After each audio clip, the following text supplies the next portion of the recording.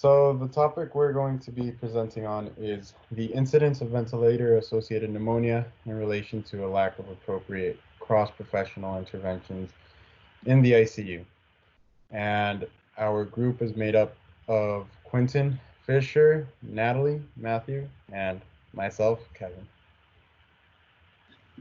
Alrighty, so to start us off here, the clinical relevance of this study in particular, the incidence of ventilator-associated pneumonia in ICU patients contributes to almost half of all hospital-acquired pneumonia, and it's the second most common nosocomial infection in the ICU.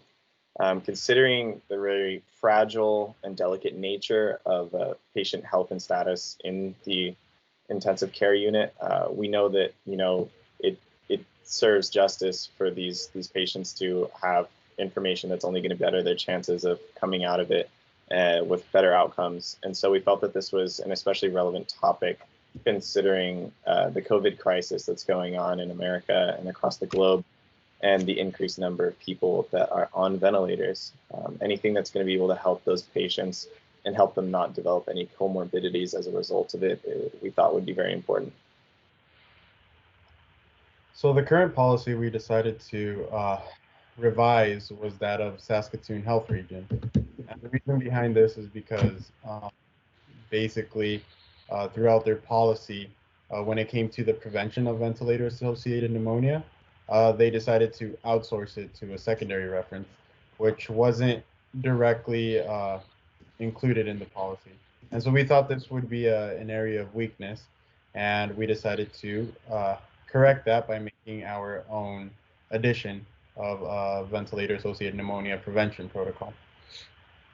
So the revised policy that we came up with essentially added, first of all, a new purpose to the policy, which was to reduce the incidence of ventilator-associated pneumonia in this facility. That wasn't included in the previous policy at all, and we felt that that was a really important point to add.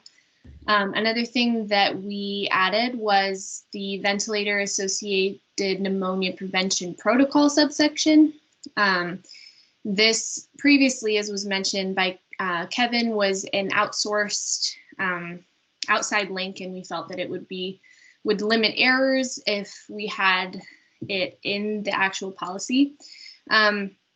We also left contents of the prior policy that were substantial and we felt that were very valid points. We left those alone, but we chose to focus on adding the new policy on ventilator-associated pneumonia that Quinton is going to now summarize for you.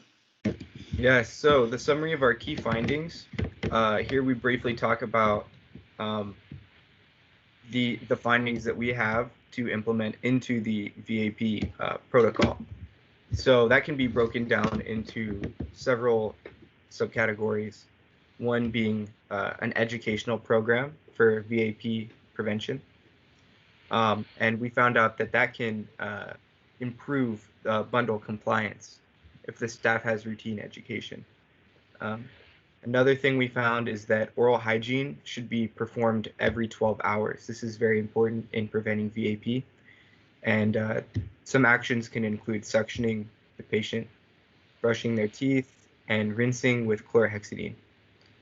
And another important part of this is making sure that the patients have optimal positioning and that mobility is patient mobility is important in prevention of VAP. So it's important to turn your patients. And another thing that we found is prophylactic antibiotics are especially effective in preventing VAP when used in the endotracheal route. And lastly, we found that patients should be assessed daily for readiness to extubate. So as soon as a patient is able to breathe on their own, take the ventilator out, and they should be assessed every day because VAP increases every day, the risk increases every day that they're on the ventilator. Right, so while none of me and my cohorts here are directly involved with this facility, Some next steps that we thought would be good to take if we were would be discussing it with our managers. As nurses, we follow the protocol, we follow policy as strictly as possible because we're trying to do the best we can for our patients. But if we feel that that protocol and that policy is lacking, and we are able to devise this kind of information and improvement, we would take it first to our manager and discuss, we would discuss the topic with them, see what they think, and if it's something that we'd be able to continue on with as a formal proposition. From that point forward, if it was something that was met with agreeability and approval, we would take it to further review boards and help along with the implementation process as necessary. If we were in a position where we are capable of doing so, we may even explore those options. But as a predictive description, that's kind of an overview of the steps that we would take if we were able. So our policy did have a couple limitations that we encountered. One of which was that the added section of ventilator-associated pneumonia prevention can only be applied to the intensive care unit and patients that are in any other critical care units.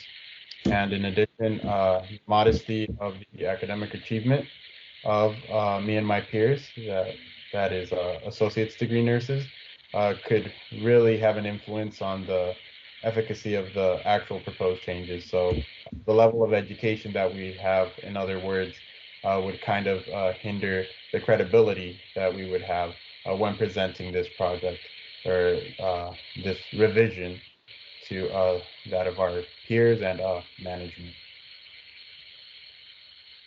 So as you can see over here on the right, might be your left depending on your orientation here, but as you can see on the far side of our poster, we've included a couple photos of the revisions that we've made.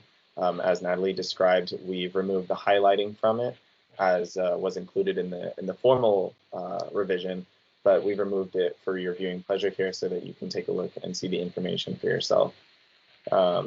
At this point in time, you can see our references down below. You can see some of the information that we used to create the policy, but that concludes the presentation of our project. Thank you so much for your time and attention.